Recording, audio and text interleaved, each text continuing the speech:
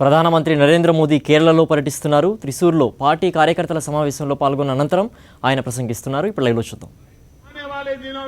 हिंदुस्तान भर के फिशरमैन के लिए एक प्रगतिशील योजना लेकर के आधुनिक फिशिंग व्यवस्था को लेकर के जो हिंदुस्तान के फिशरमैन की भलाई के लिए एक नई योजना लेकर के आने वाला കേരളത്തിലെ വളരെ വലിയൊരു കടലോര പ്രദേശമുള്ള ഈ കേരളത്തിൽ ജീവിക്കുന്ന മത്സ്യബന്ധന മേഖലയിലുള്ള മീൻപിടുത്തക്കാരായിട്ടുള്ള ആളുകൾ, അങ്ങനെയുള്ള ധീവര അരയ വിഭാഗങ്ങളിൽപ്പെടുന്ന ആളുകൾ, അവരുടെ ജീവിതം വളരെ വിഷമകരമായിട്ടുള്ള ജീവിതമാണ്.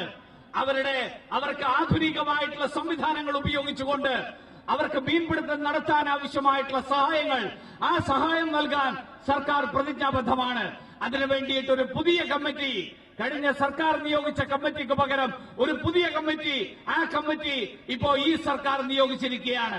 മത്സ്യബന്ധന മേഖലയിലുള്ള മുഴുവൻ ആളുകളുമായും എല്ലാ വിഭാഗങ്ങളുമായും കൂടിയാലോചനകൾ നടത്തിക്കൊണ്ട് ഈ പ്രദേശത്തെ ഈ മേഖലയിലുള്ള ജനങ്ങളുടെ ആശങ്കകൾ മുഴുവൻ ദൂരീകരിക്കുന്ന തരത്തിലുള്ള ഒരു മത്സ്യബന്ധന നയം, അത്തരത്തിലുള്ള ഒരു നയം രൂപീകരിക്കാൻ സർക്കാരിന്റെ ഭാഗത്തു നിന്നുള്ള ശ്രമങ്ങൾ ഉണ്ടാകും എന്നുറപ്പ് നൽകുകയാണ്.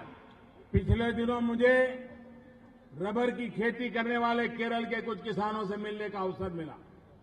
उनकी समस्याओं को मैं समझा और सबसे पहला काम हमने किया कि हमारे देश में जो रबर इंपोर्ट होता था और जिसके कारण रबर की खेती करने वाले हमारे किसान, उसकी फसल के दाम गिर जाते थे, हमारा किसान बेहाल हो जाता था.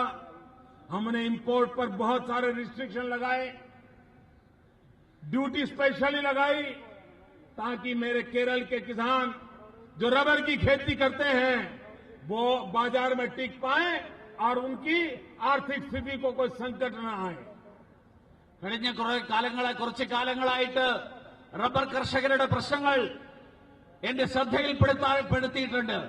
കേരളത്തിലെ റബ്ബർ കർഷകരുടെ പ്രശ്നങ്ങൾ കാരണം ആഗോളതലത്തിലുള്ള സാമ്പത്തിക പ്രതിസന്ധിയുടെ ഫലമായിട്ട് റബ്ബറിന്റെ വിലയിടിയുകയാണ്.